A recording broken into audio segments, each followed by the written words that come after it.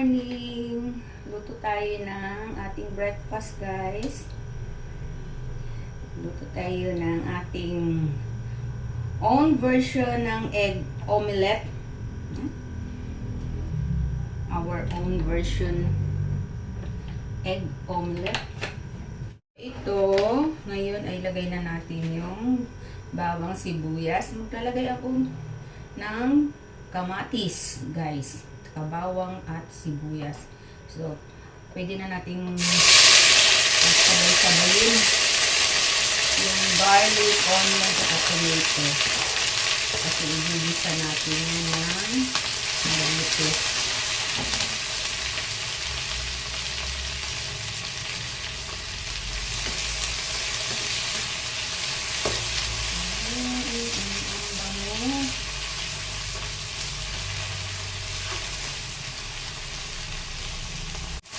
Time check, guys, is lagpas na ng 8, mga 8:10 na siguro. 8:10 ng umaga. Today is Monday, August 18. Bukas na yung tindahan ko. Wala namang pang customer, kaya luto tayo ng almusal. Nakapag na ako, pre-breakfast na ako, guys. Ng yung overnight oats. Masarap igisa na gusto yung tomato, guys. Bango. And then, sunod na natin yung lagyan natin siya ng mushroom.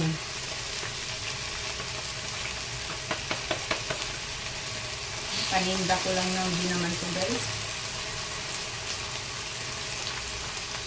Lagyan natin ng mushroom.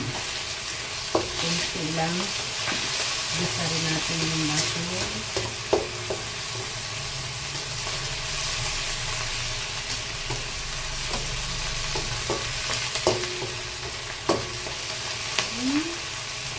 And then, repolyo.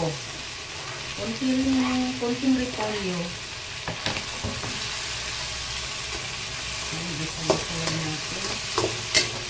Tapos, lagyan natin ng pepper. Lagyan natin ng pepper.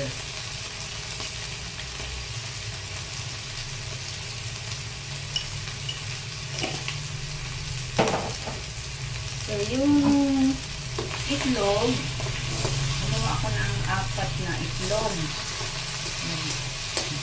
Nagbatil ako ng 4 na itlog. Nilagyan ko siya ng konting milk. Ayan. So, ilagay na natin yung itlog, guys.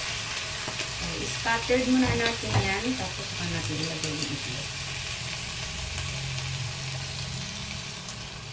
4 na itlog to, guys. Meron na siyang may timpla na rin siya. So, ganyan lang, guys. And then, takpan natin. Okay? Hininaan ko lang yung apoy. Ayan, tapos na, guys.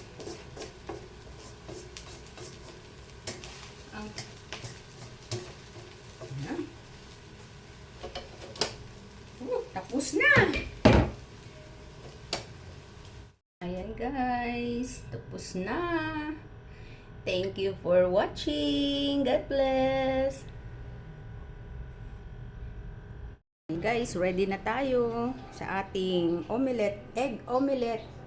So, nagluto rin ako ng partner niya, itlog. Ay, itlog. Tuyo. Hindi ko na vinlog. Yan. Thank you so much for watching. God bless.